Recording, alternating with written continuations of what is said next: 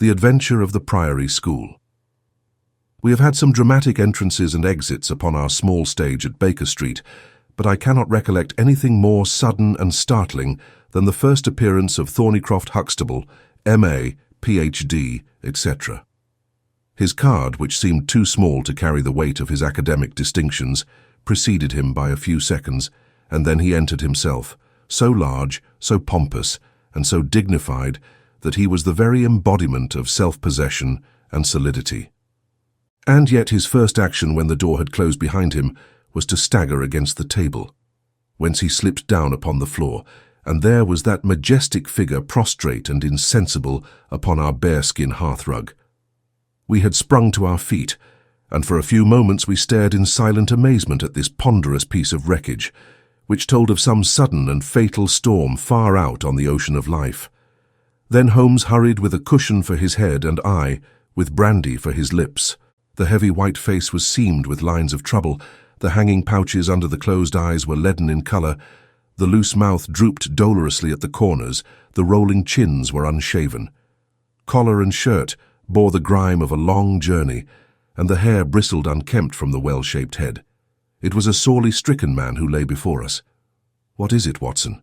asked Holmes. "Absolute exhaustion, possibly mere hunger and fatigue," said I, with my finger on the thready pulse, where the stream of life trickled thin and small. "Return ticket from Mackleton in the north of England," said Holmes, drawing it from the watch pocket.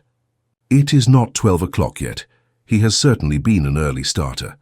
The puckered eyelids had begun to quiver, and now a pair of vacant grey eyes looked up at us. An instant later, the man had scrambled onto his feet, his face crimson with shame. "Forgive this weakness, Mr. Holmes. I have been a little overwrought. Thank you. If I might have a glass of milk and a biscuit, I have no doubt that I should be better." "I came personally, Mr. Holmes, in order to ensure that you would return with me. I feared that no telegram would convince you of the absolute urgency of the case. When you are quite restored, I am quite well again. I cannot imagine how I came to be so weak. I wish you, Mr. Holmes, to come to Mackleton with me by the next train." My friend shook his head. "My colleague, Dr. Watson, could tell you that we are very busy at present. I am retained in this case of the Ferrers documents, and the Abergavenny murder is coming up for trial. Only a very important issue could call me from London at present." "Important?" Our visitor threw up his hands. "Have you heard nothing of the abduction of the only son of the Duke of Holderness?" "What? The late cabinet minister?" "Exactly. We had tried to keep it out of the papers, but there was some rumour in the Globe last night. I thought it might have reached your ears." Holmes shot out his long, thin arm and picked out volume H in his encyclopedia of reference. "Holderness, 6th Duke, KG, PC, half the alphabet. Baron Beverley, Earl of Carston. Dear me, what a list. Lord Lieutenant of Hallamshire since 1900. Married Edith, daughter of Sir Charles Appledore, 1888. Heir and only child, Lord Saltire. Owns about 250,000 acres. Minerals in Lancashire and Wales. Address, Carlton House Terrace, Holderness Hall, Hallamshire. Carston Castle, Bangor, Wales. Lord of the Admiralty, 1872. Chief Secretary of State for... Well, this man is certainly one of the greatest subjects of the Crown. The greatest and perhaps the wealthiest. I am aware, Mr. Holmes, that you take a very high line in professional matters, and that you are prepared to work for the work's sake. I may tell you, however, that His Grace has already intimated that a cheque for £5,000 will be handed over to the person who can tell him where his son is, and another 1,000 to him who can name the man or men who have taken him. It is a princely offer, said Holmes. Watson, I think that we shall accompany Dr. Huxtable back to the north of England. And now, Dr. Huxtable, when you have consumed that milk, you will kindly tell me what has happened, when it happened, how it happened, and finally, what Dr. Thornycroft Huxtable of the Priory School near Mackleton has to do with the matter, and why he comes 3 days after an event, the state of your chin gives the date, to ask for my humble services. Our visitor had consumed his milk and biscuits. The light had come back to his eyes, and the colour to his cheeks as he set himself with great vigour and lucidity to explain the situation. I must inform you, gentlemen, that the Priory is a preparatory school of which I am the founder and principal. Huxtable's sidelights on Horace may possibly recall my name to your memories. The Priory is, without exception, the best and most select preparatory school in England. Lord Leverstoke, the Earl of Blackwater, Sir Cathcart Soames, they all have entrusted their sons to me. But I felt that my school had reached its zenith when, 3 weeks ago, the Duke of Holderness sent Mr. James Wilder, his secretary, with the intimation that young Lord Saltire, 10 years old, his only son and heir, was about to be committed to my charge. Little did I think that this would be the prelude to the most crushing misfortune of my life. On May 1st the boy arrived, that being the beginning of the summer term. He was a charming youth, and he soon fell into our ways. I may tell you, I trust that I am not indiscreet, but half-confidences are absurd in such a case, that he was not entirely happy at home. It is an open secret that the Duke's married life had not been a peaceful one, and the matter had ended in a separation by mutual consent, the Duchess taking up her residence in the south of France. This had occurred very shortly before, and the boy's sympathies are known to have been strongly with his mother. He moped after her departure from Holderness Hall, and it was for this reason that the Duke desired to send him to my establishment. In a fortnight the boy was quite at home with us, and was apparently absolutely happy. He was last seen on the night of May 13th, that is, the night of last Monday. His room was on the second floor, and was approached through another larger room in which 2 boys were sleeping. These boys saw and heard nothing, so that it is certain that young Saltire did not pass out that way. His window was open, and there is a stout ivy plant leading to the ground. We could trace no footmarks below, but it is sure that this is the only possible exit. His absence was discovered at 7 o'clock on Tuesday morning. His bed had been slept in. He had dressed himself fully before going off in his usual school suit of black Eton jacket and dark grey trousers. There were no signs that anyone had entered the room, and it is quite certain that anything in the nature of cries or a struggle would have been heard, since Caunter, the elder boy in the inner room, is a very light sleeper. When Lord Saltire's disappearance was discovered, I at once called a roll of the whole establishment, boys, masters and servants. It was then that we ascertained that Lord Saltire had not been alone in his flight. Heidegger, the German master, was missing. His room was on the second floor, at the farther end of the building, facing the same way as Lord Saltire's. His bed had also been slept in, but he had apparently gone away partly dressed, since his shirt and socks were lying on the floor. He had undoubtedly let himself down by the ivy, for we could see the marks of his feet where he had landed on the lawn. His bicycle was kept in a small shed beside this lawn, and it also was gone. He had been with me for 2 years, and came with the best references, but he was a silent, morose man, not very popular either with masters or boys. No trace could be found of the fugitives, and now on Thursday morning we are as ignorant as we were on Tuesday. Inquiry was of course made at once at Holderness Hall. It is only a few miles away, and we imagined that in some sudden attack of homesickness he had gone back to his father, but nothing had been heard of him. The Duke is greatly agitated, and as to me you have seen yourselves the state of nervous prostration to which the suspense and the responsibility have reduced me. Mr. Holmes, if ever you put forward your full powers, I implore you to do so now, for never in your life could you have a case which is more worthy of them. Sherlock Holmes had listened with the utmost intentness to the statement of the unhappy schoolmaster. His drawn brows and the deep furrow between them showed that he needed no exhortation to concentrate all his attention upon a problem which, apart from the tremendous interests involved, must appeal so directly to his love of the complex and the unusual. He now drew out his notebook and jotted down 1 or 2 memoranda. "You have been very remiss in not coming to me sooner," said he severely. "You start me on my investigation with a very serious handicap. It is inconceivable, for example, that this ivy and this lawn would have yielded nothing to an expert observer. I am not to blame, Mr. Holmes. His Grace was extremely desirous to avoid all public scandal. He was afraid of his family unhappiness being dragged before the world. He has a deep horror of anything of the kind." "But there has been some official investigation?" "Yes, sir, and it has proved most disappointing.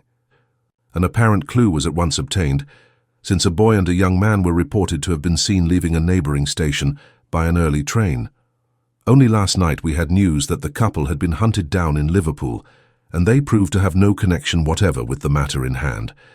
Then it was that in my despair and disappointment, after a sleepless night, I came straight to you by the early train. I suppose the local investigation was relaxed while this false clue was being followed up. It was entirely dropped. So that 3 days have been wasted. The affair has been most deplorably handled. I feel it, and admit it. And yet the problem should be capable of ultimate solution. I shall be very happy to look into it. Have you been able to trace any connection between the missing boy and this German master? None at all. Was he in the master's class? No, he never exchanged a word with him so far as I know. That is certainly very singular. Had the boy a bicycle? No. Was any other bicycle missing? No. Is that certain? Quite. Well now, you do not mean to seriously suggest that this German rode off upon a bicycle in the dead of the night bearing the boy in his arms? Certainly not. Then what is the theory in your mind? The bicycle may have been a blind, it may have been hidden somewhere and the pair gone off on foot. Quite so. But it seems rather an absurd blind, does it not? Were there other bicycles in this shed? Several. Would he not have hidden a couple he desired to give the idea that they had gone off upon them?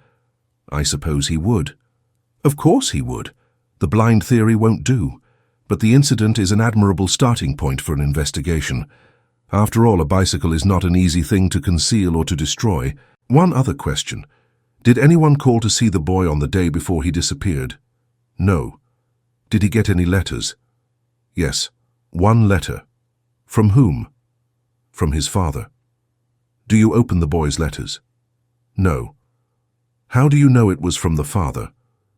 The coat of arms was on the envelope and it was addressed in the Duke's peculiar stiff hand. Besides, the Duke remembers having written. When had he a letter before that? Not for several days. Had he ever one from France? No, never. You see the point of my questions, of course.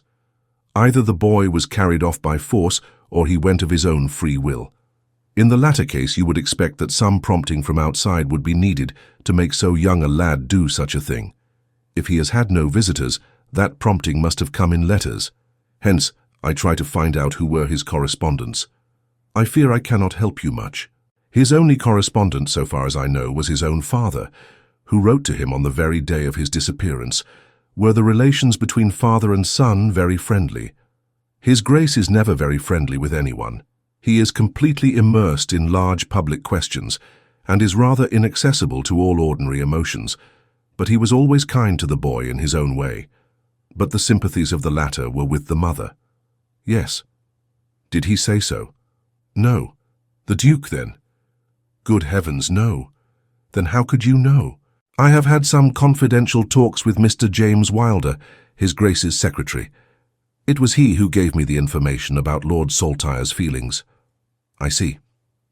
By the way, that last letter of the Duke's, was it found in the boy's room after he was gone?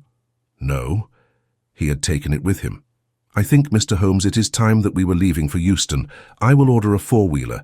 In a quarter of an hour we shall be at your service. If you are telegraphing home, Mr. Huxtable, it would be well to allow the people in your neighbourhood to imagine that the inquiry is still going on in Liverpool or wherever else that red herring led your pack.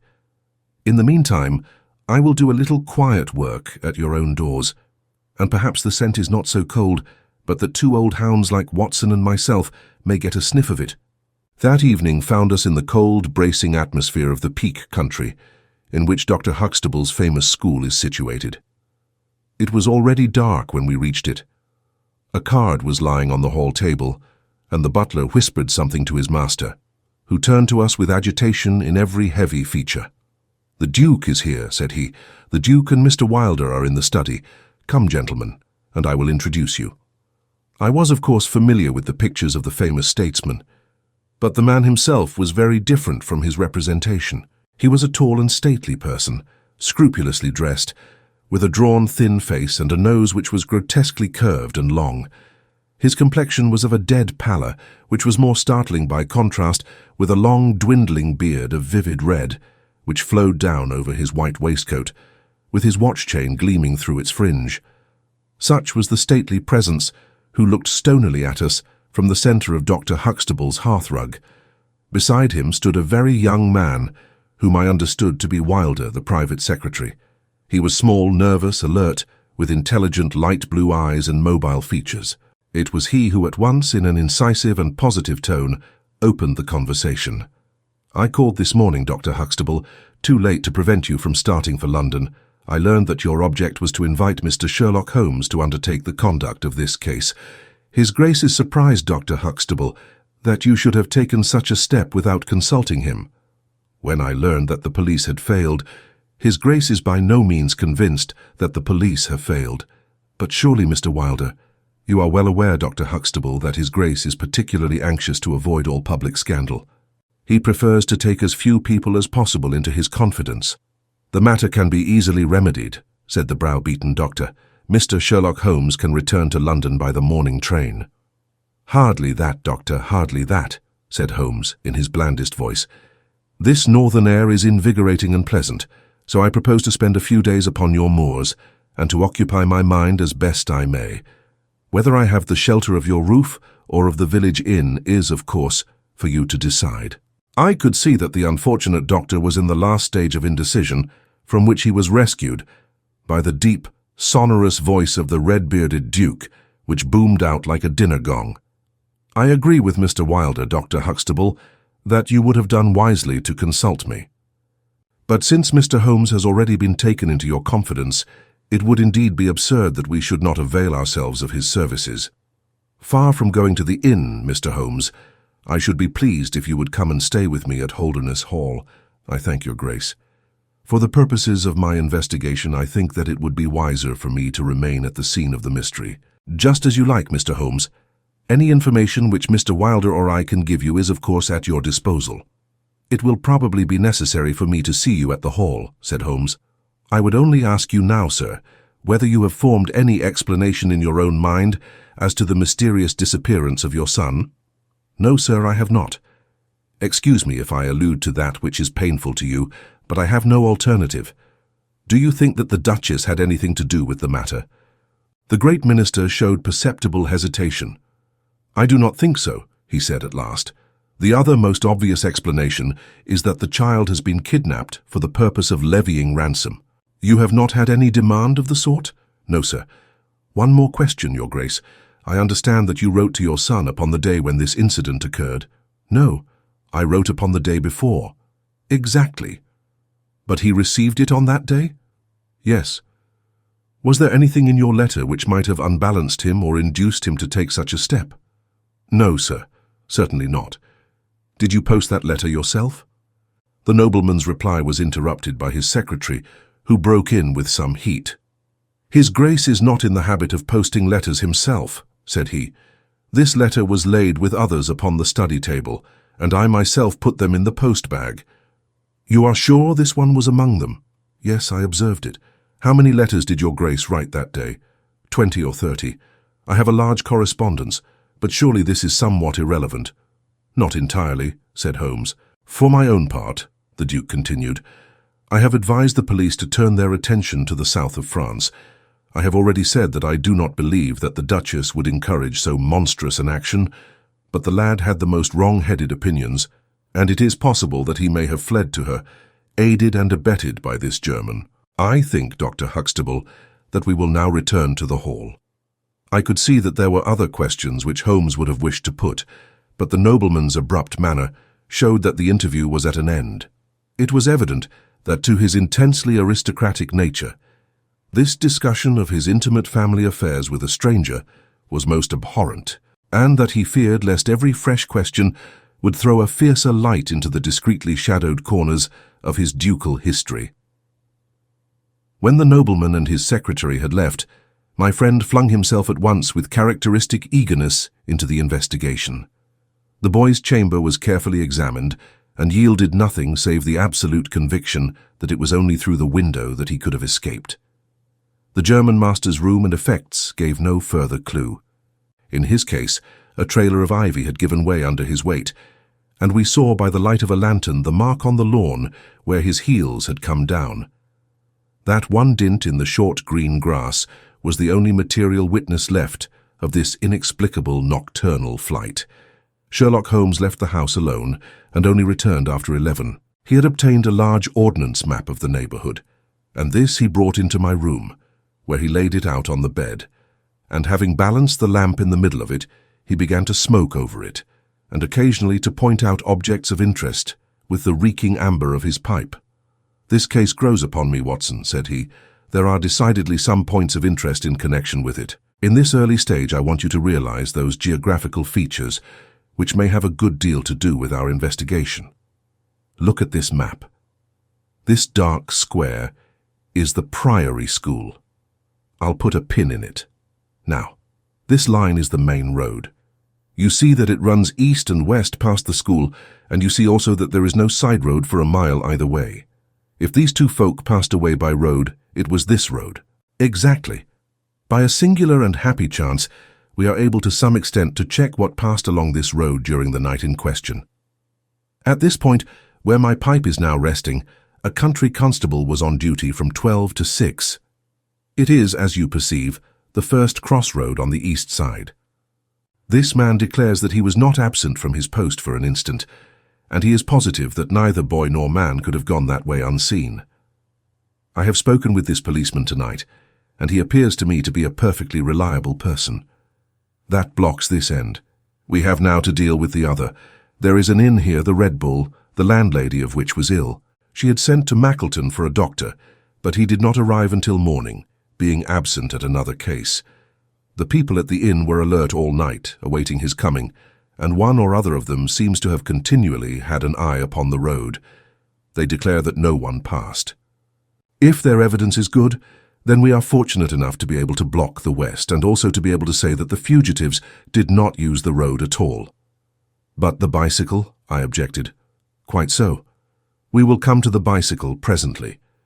To continue our reasoning, if these people did not go by the road, they must have traversed the country to the north of the house or to the south of the house. That is certain.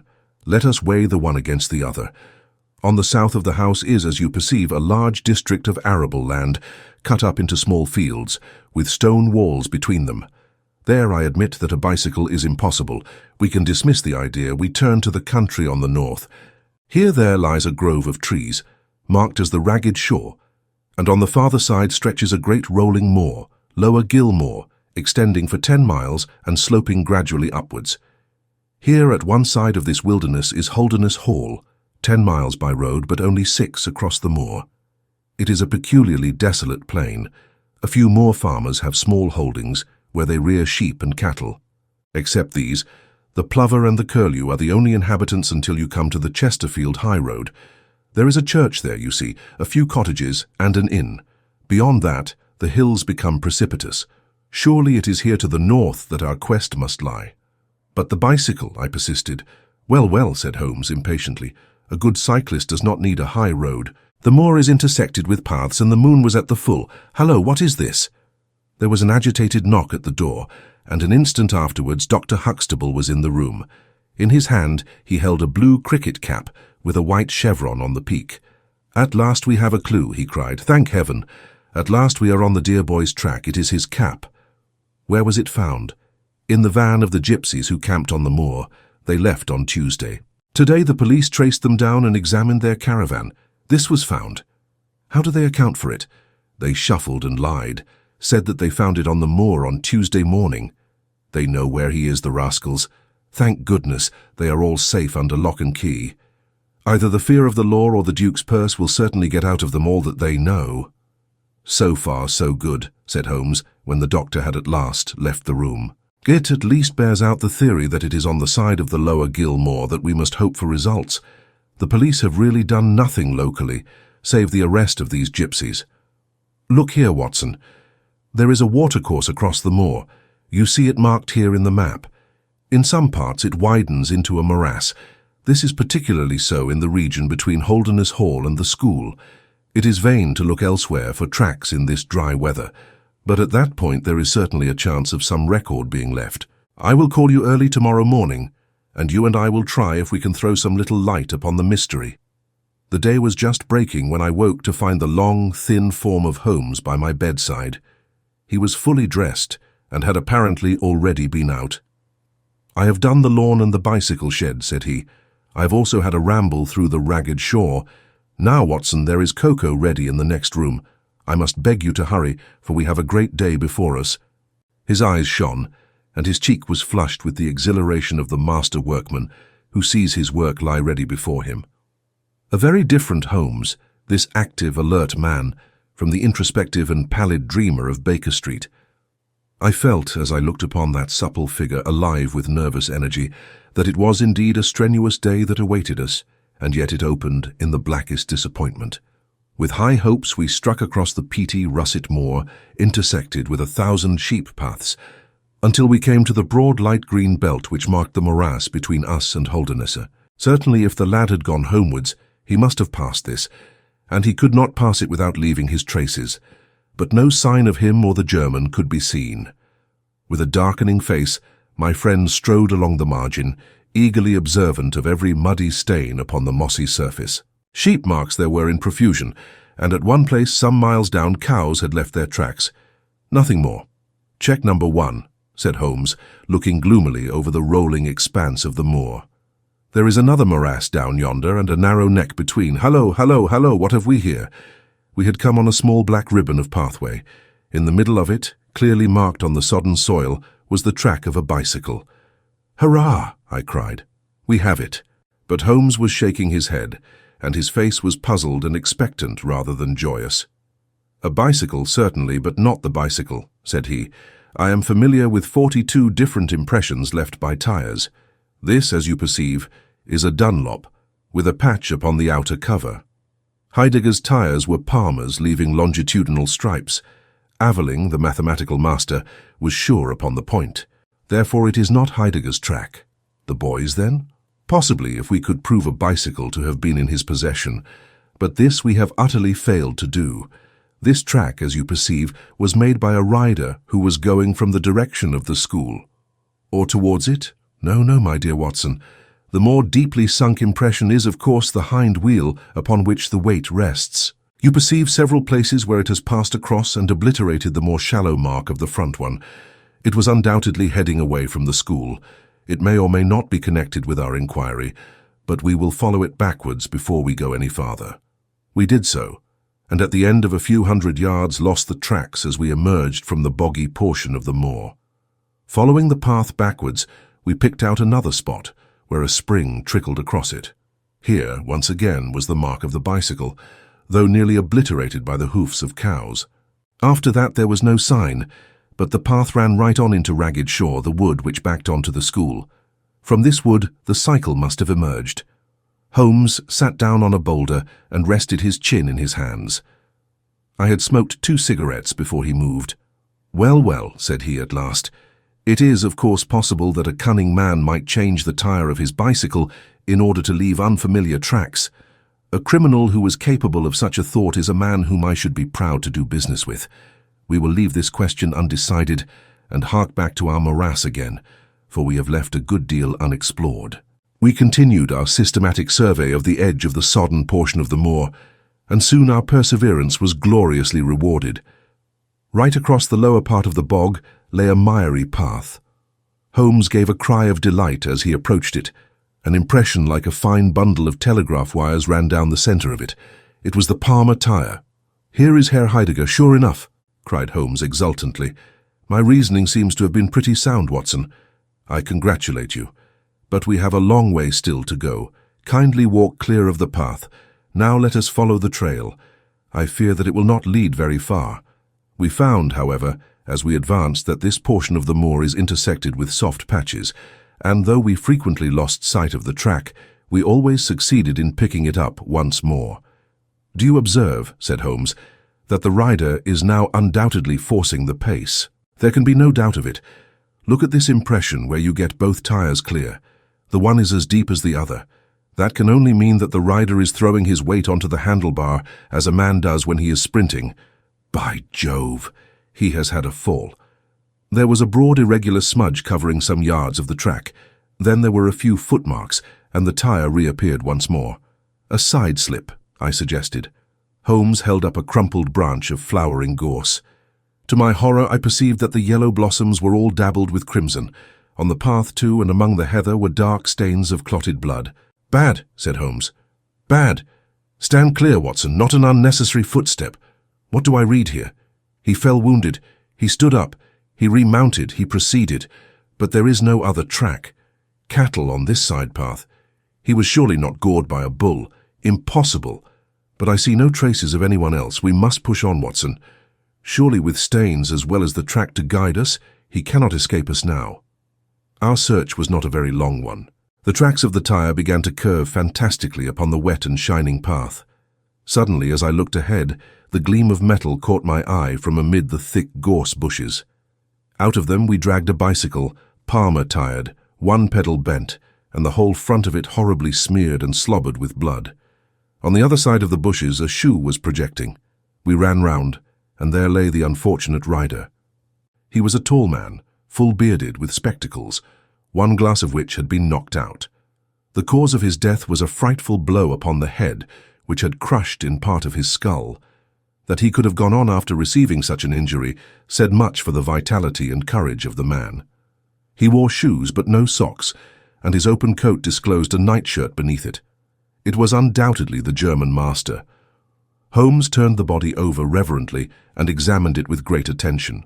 He then sat in deep thought for a time, and I could see by his ruffled brow that this grim discovery had not, in his opinion, advanced us much in our inquiry.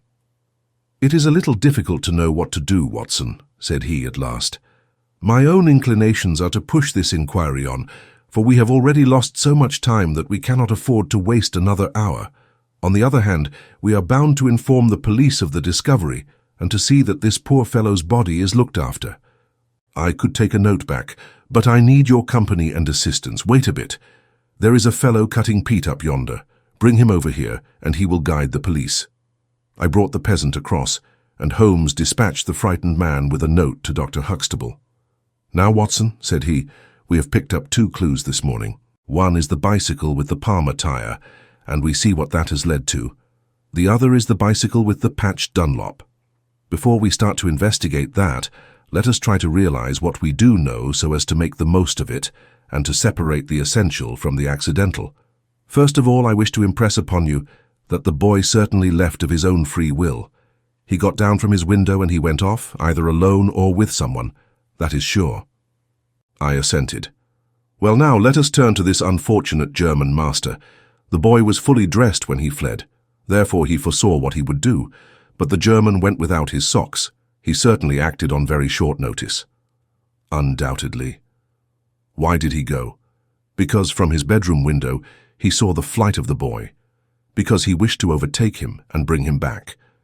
He seized his bicycle, pursued the lad, and in pursuing him met his death. So it would seem. Now I come to the critical part of my argument.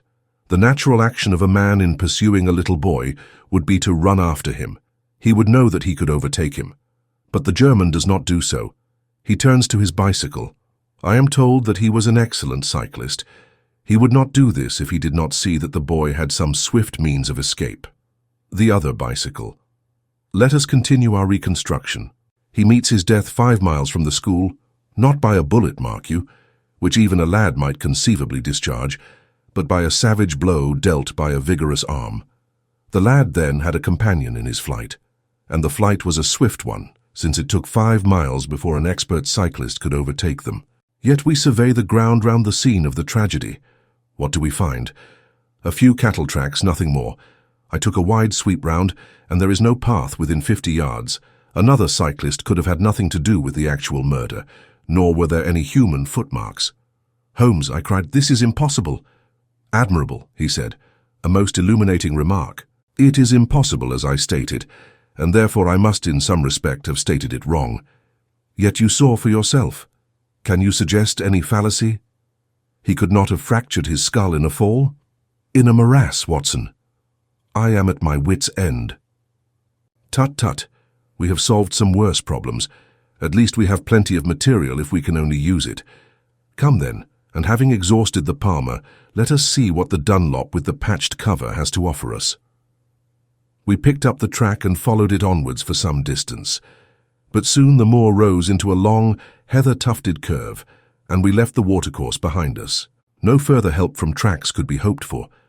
At the spot where we saw the last of the Dunlop tire, it might equally have led to Holderness Hall, the stately towers of which rose some miles to our left, or to a low grey village which lay in front of us, and marked the position of the Chesterfield High Road. As we approached the forbidding and squalid inn, with the sign of a gamecock above the door, Holmes gave a sudden groan and clutched me by the shoulder to save himself from falling. He had had one of those violent strains of the ankle which leave a man helpless. With difficulty he limped up to the door, where a squat, dark, elderly man was smoking a black clay pipe. "How are you, Mr. Reuben Hayes?" said Holmes. "Who are you, and how do you get my name so pat?" the countryman answered, with a suspicious flash of a pair of cunning eyes. "Well, it's printed on the board above your head. It's easy to see a man who is master of his own house. I suppose you haven't such a thing as a carriage in your stables?" "No, I have not. I can hardly put my foot to the ground." "Don't put it to the ground." "But I can't walk." "Well then, hup." Mr. Reuben Hayes's manner was far from gracious, but Holmes took it with admirable good humour. "Look here, my man," said he. "This is really rather an awkward fix for me. I don't mind how I get on." "Neither do I," said the morose landlord. "The matter is very important. I would offer you a sovereign for the use of a bicycle." The landlord pricked up his ears. "Where do you want to go?" "To Holderness Hall." "Pals of the Duke, I suppose?" said the landlord, surveying our mud-stained garments with ironical eyes. Holmes laughed good-naturedly. "He'll be glad to see us anyhow." "Why?" "Because we bring him news of his lost son." The landlord gave a very visible start. "What, you're on his track?" "He has been heard of in Liverpool. They expect to get him every hour." Again a swift change passed over the heavy, unshaven face. His manner was suddenly genial. "I've less reason to wish the Duke well than most men," said he, "for I was his head coachman once, and cruel bad he treated me. It was him that sacked me without a character on the word of a lying corn chandler. But I'm glad to hear that the young lord was heard of in Liverpool, and I'll help you to take the news to the Hall." "Thank you," said Holmes. "We'll have some food first, then you can bring round the bicycle." "I haven't got a bicycle." Holmes held up a sovereign. "I tell you, man, that I haven't got one. I'll let you have 2 horses as far as the Hall." "Well, well," said Holmes. "We'll talk about it when we've had something to eat." When we were left alone in the stone-flagged kitchen, it was astonishing how rapidly that sprained ankle recovered. It was nearly nightfall, and we had eaten nothing since early morning, so that we spent some time over our meal.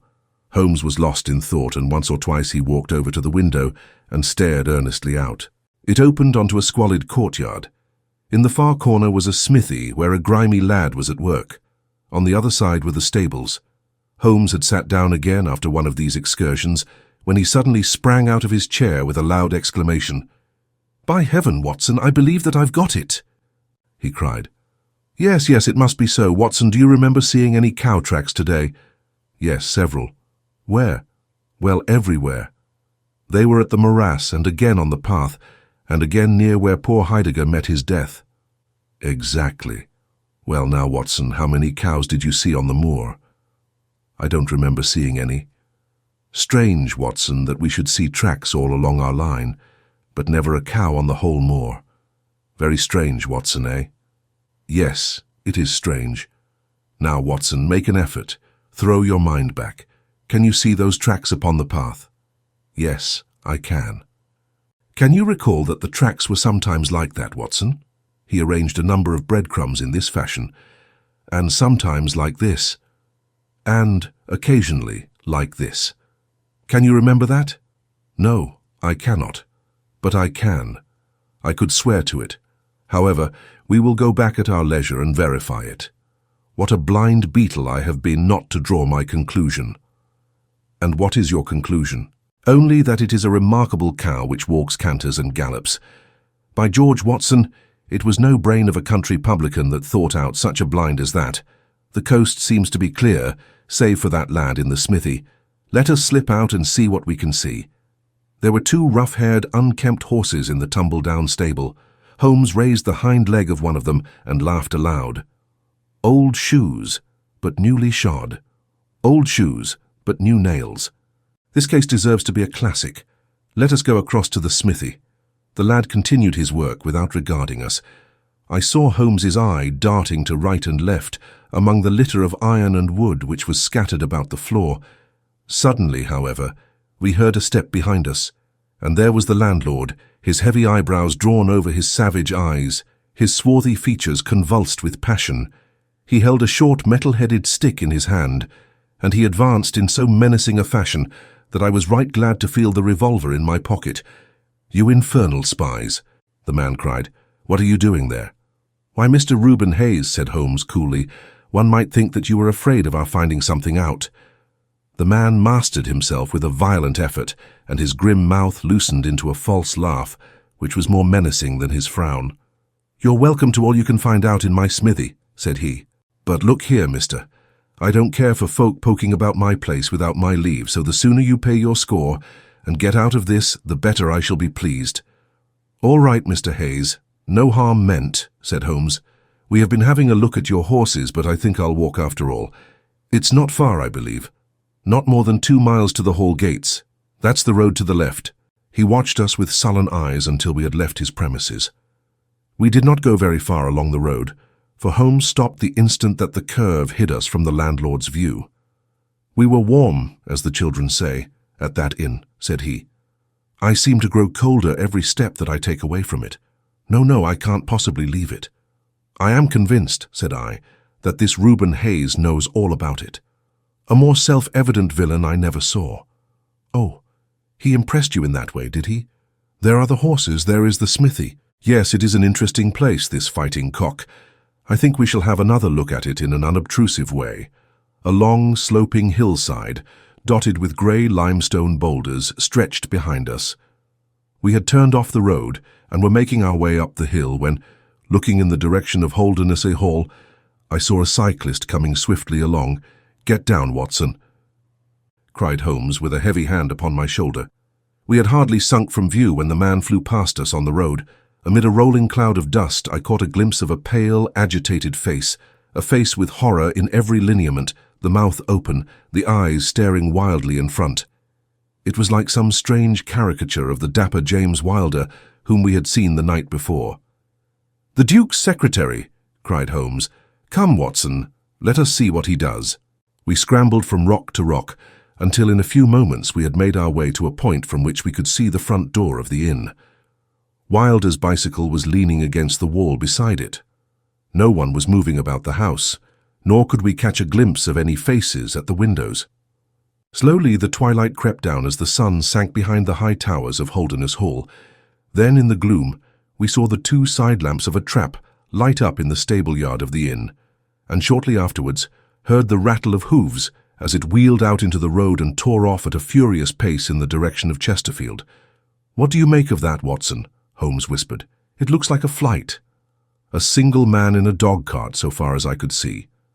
Well, it certainly was not Mr. James Wilder, for there he is at the door. A red square of light had sprung out of the darkness. In the middle of it was the black figure of the secretary, his head advanced, peering out into the night. It was evident that he was expecting someone. Then at last there were steps in the road. A second figure was visible for an instant against the light. The door shut and all was black once more. 5 minutes later a lamp was lit in a room upon the first floor. "It seems to be a curious class of custom that is done by the Fighting Cock," said Holmes. "The bar is on the other side." "Quite so. These are what one may call the private guests. Now what in the world is Mr. James Wilder doing in that den at this hour of night, and who is the companion who comes to meet him there? Come, Watson, we must really take a risk and try to investigate this a little more closely." Together we stole down to the road and crept across to the door of the inn. The bicycle still leaned against the wall. Holmes struck a match and held it to the back wheel, and I heard him chuckle as the light fell upon a patched Dunlop tire. Up above us was the lighted window. "I must have a peep through that, Watson. If you bend your back and support yourself upon the wall, I think that I can manage." An instant later his feet were on my shoulders, but he was hardly up before he was down again. "Come, my friend," said he. "Our day's work has been quite long enough. I think that we have gathered all that we can. It's a long walk to the school, and the sooner we get started, the better." He hardly opened his lips during that weary trudge across the moor. Nor would he enter the school when he reached it, but went on to Mackleton Station, whence he could send some telegrams. Late at night I heard him consoling Dr. Huxtable, prostrated by the tragedy of his master's death, and later still he entered my room as alert and vigorous as he had been when he started in the morning. "All goes well, my friend," said he. "I promise that before tomorrow evening we shall have reached the solution of the mystery." At 11 o'clock next morning, my friend and I were walking up the famous Yew Avenue of Holderness Hall. We were ushered through the magnificent Elizabethan doorway and into His Grace's study. There we found Mr. James Wilder, demure and courtly, but with some trace of that wild terror of the night before still lurking in his furtive eyes and in his twitching features. "You have come to see His Grace." "I am sorry, but the fact is that the Duke is far from well. He has been very much upset by the tragic news. We received a telegram from Dr. Huxtable yesterday afternoon, which told us of your discovery. I must see the Duke, Mr. Wilder, but he is in his room." "Then I must go to his room." "I believe he is in his bed. I will see him there." Holmes's cold and inexorable manner showed the secretary that it was useless to argue with him. "Very good, Mr. Holmes. I will tell him that you are here."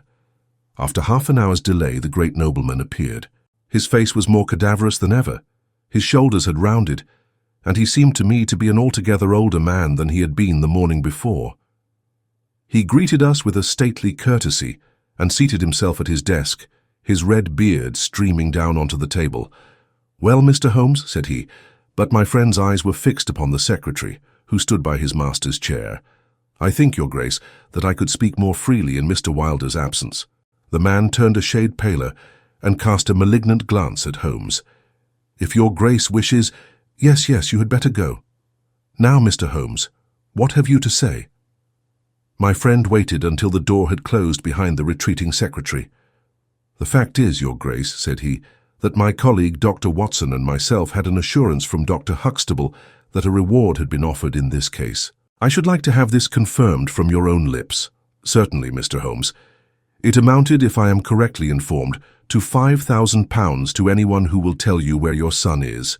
"Exactly. And another 1,000 to the man who will name the person or persons who keep him in custody." "Exactly. Under the latter heading is included, no doubt, not only those who may have taken him away, but also those who conspire to keep him in his present position." Yes, cried the Duke impatiently.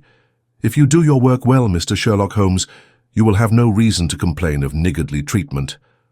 My friend rubbed his thin hands together with an appearance of avidity which was a surprise to me, who knew his frugal tastes. "I fancy that I see Your Grace's cheque-book upon the table," said he. "I should be glad if you would make me out a cheque for £6,000. It would be as well perhaps for you to cross it. The Capital and Counties Bank, Oxford Street branch, are my agents." His Grace sat very stern and upright in his chair, and looked stonily at my friend. "Is this a joke, Mr. Holmes? It is hardly a subject for pleasantry." "Not at all, Your Grace. I was never more earnest in my life." "What do you mean, then?" "I mean that I have earned the reward. I know where your son is, and I know some at least of those who are holding him." The Duke's beard had turned more aggressively red than ever against his ghastly white face. "Where is he?" he gasped. "He is, or was last night, at the Fighting Cock Inn, about 2 miles from your park gate." The Duke fell back in his chair. "And whom do you accuse?" Sherlock Holmes's answer was an astounding one. He stepped swiftly forward and touched the Duke upon the shoulder. "I accuse you," said he, "and now, Your Grace, I'll trouble you for that cheque." Never shall I forget the Duke's appearance as he sprang up and clawed with his hands, like one who is sinking into an abyss. Then, with an extraordinary effort of aristocratic self-command, he sat down and sank his face in his hands. It was some minutes before he spoke. "How much do you know?" he asked at last without raising his head. "I saw you together last night." "Does anyone else besides your friend know?"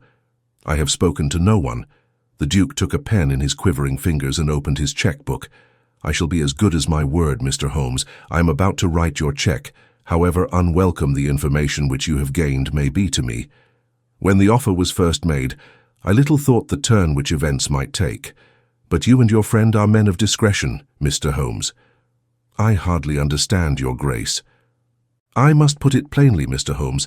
If only you two know of this incident, there is no reason why it should go any farther. I think £12,000 is the sum that I owe you, is it not?" But Holmes smiled and shook his head. "I fear, Your Grace, that matters can hardly be arranged so easily. There is the death of this schoolmaster to be accounted for. But James knew nothing of that. You cannot hold him responsible for that. It was the work of this brutal ruffian whom he had the misfortune to employ. I must take the view, Your Grace, that when a man embarks upon a crime, he is morally guilty of any other crime which may spring from it. Morally, Mr. Holmes. No doubt you are right. But surely not in the eyes of the law. A man cannot be condemned for a murder at which he was not present, and which he loathes and abhors as much as you do. The instant that he heard of it, he made a complete confession to me, so filled was he with horror and remorse. He lost not an hour in breaking entirely with the murderer. Oh, Mr. Holmes, you must save him. You must save him. I tell you that you must save him. The Duke had dropped the last attempt at self-command and was pacing the room with a convulsed face and with his clenched hands raving in the air. At last he mastered himself and sat down once more at his desk. "I appreciate your conduct in coming here before you spoke to anyone else," said he. "At least we may take counsel how far we can minimize this hideous scandal." "Exactly," said Holmes. "I think, Your Grace, that this can only be done by absolute and complete frankness between us. I am disposed to help Your Grace to the best of my ability, but in order to do so I must understand to the last detail how the matter stands. I realize that your words applied to Mr. James Wilder, and that he is not the murderer. No, the murderer has escaped." Sherlock Holmes smiled demurely. "Your Grace can hardly have heard of any small reputation which I possess, or you would not imagine that it is so easy to escape me. Mr. Reuben Hayes was arrested at Chesterfield on my information at 11 o'clock last night. I had a telegram from the head of the local police before I left the school this morning." The Duke leaned back in his chair and stared with amazement at my friend. "You seem to have powers that are hardly human," said he. "So Reuben Hayes is taken. I am right glad to hear it if it will not react upon the fate of James. Your secretary?" "No, sir. My son." It was Holmes's turn to look astonished. "I confess that this is entirely new to me, Your Grace. I must beg you to be more explicit." "I will conceal nothing from you. I agree with you that complete frankness, however painful it may be to me, is the best policy in this desperate situation to which James's folly and jealousy have reduced us. When I was a very young man, Mr. Holmes, I loved with such a love as comes only once in a lifetime. I offered the lady marriage, but she refused it on the grounds that such a match might mar my career. Had she lived, I would certainly never have married anyone else. She died and left this one child, whom for her sake I have cherished and cared for. I could not acknowledge the paternity to the world, but I gave him the best of educations, and since he came to manhood, I have kept him near my person. He surprised my secret, and has presumed ever since upon the claim which he has upon me and upon his power of provoking a scandal, which would be abhorrent to me. His presence had something to do with the unhappy issue of my marriage. Above all, he hated my young legitimate heir from the first with a persistent hatred. You may well ask me why, under these circumstances, I still kept James under my roof. I answer that it was because I could see his mother's face in his, and that for her dear sake there was no end to my long suffering. All her pretty ways, too. There was not one of them which he could not suggest and bring back to my memory. I could not send him away, but I feared so much lest he should do Arthur, that is Lord Saltire, a mischief that I dispatched him for safety to Dr. Huxtable's school. James came into contact with this fellow Hayes because the man was a tenant of mine, and James acted as agent. The fellow was a rascal from the beginning, but in some extraordinary way James became intimate with him. He had always a taste for low company.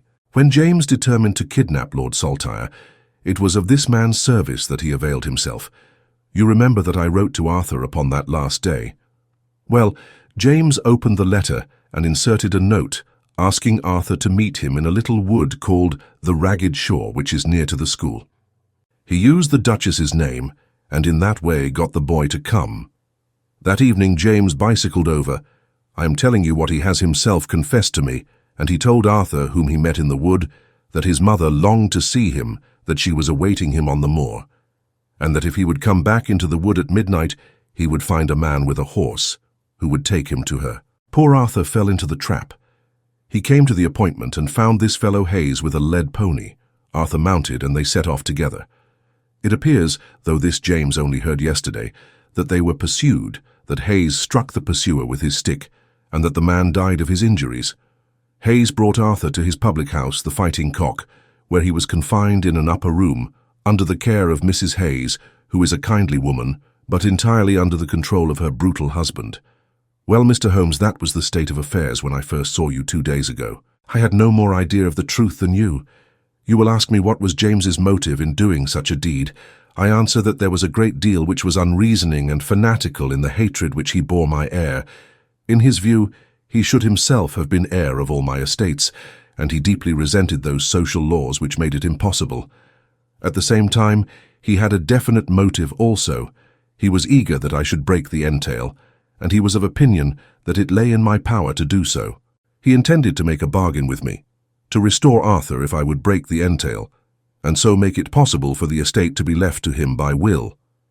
He knew well that I should never willingly invoke the aid of the police against him. I say that he would have proposed such a bargain to me, but he did not actually do so, for events moved too quickly for him, and he had not time to put his plans into practice. What brought all his wicked scheme to wreck was your discovery of this man Heidegger's dead body. James was seized with horror at the news. It came to us yesterday as we sat together in this study. Dr. Huxtable had sent a telegram. James was so overwhelmed with grief and agitation that my suspicions, which had never been entirely absent, rose instantly to a certainty, and I taxed him with the deed. He made a complete voluntary confession. Then he implored me to keep his secret for 3 days longer, so as to give his wretched accomplice a chance of saving his guilty life.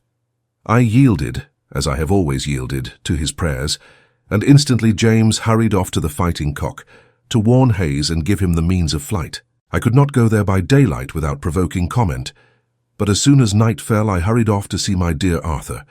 I found him safe and well, but horrified beyond expression by the dreadful deed he had witnessed.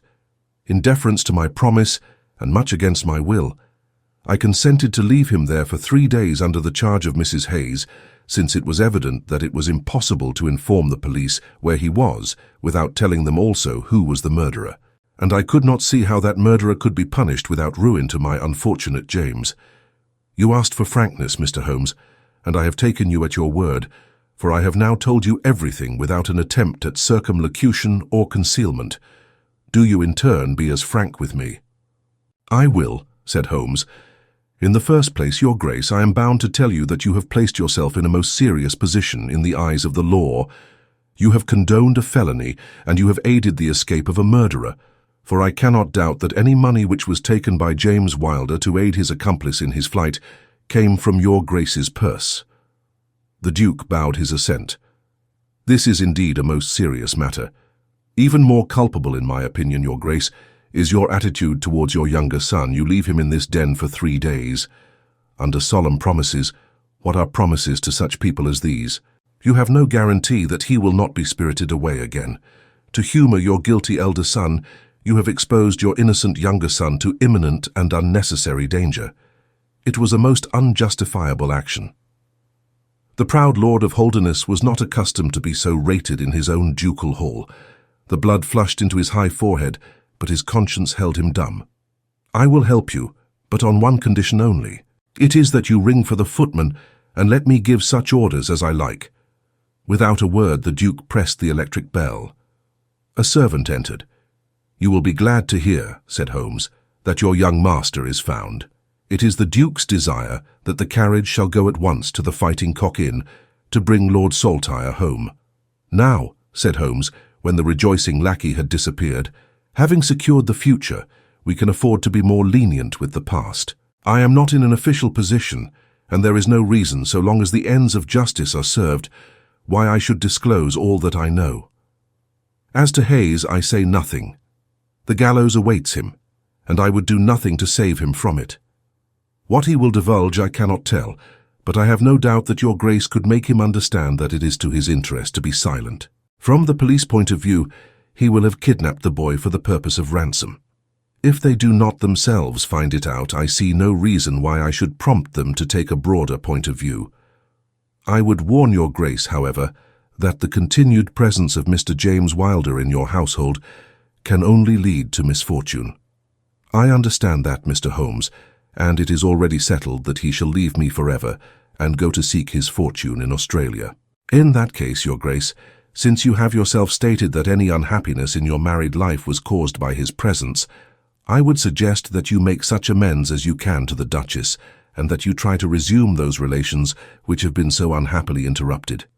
That also I have arranged, Mr. Holmes. I wrote to the Duchess this morning. In that case, said Holmes, rising, I think that my friend and I can congratulate ourselves upon several most happy results from our little visit to the north. There is one other small point upon which I desire some light. This fellow Hayes had shod his horses with shoes, which counterfeited the tracks of cows. Was it from Mr. Wilder that he learned so extraordinary a device? The Duke stood in thought for a moment, with a look of intense surprise on his face. Then he opened a door and showed us into a large room furnished as a museum. He led the way to a glass case in a corner and pointed to the inscription. These shoes, it ran, were dug up in the moat of Holderness Hall. They are for the use of horses, but they are shaped below with a cloven foot of iron so as to throw pursuers off the track. They are supposed to have belonged to some of the marauding barons of Holderness in the Middle Ages. Holmes opened the case, and moistening his finger, he passed it along the shoe. A thin film of recent mud was left upon his skin. Thank you, said he as he replaced the glass. It is the second most interesting object that I have seen in the north. And the first? Holmes folded up his cheque and placed it carefully in his notebook. I'm a poor man, said he, as he patted it affectionately and thrust it into the depths of his inner pocket.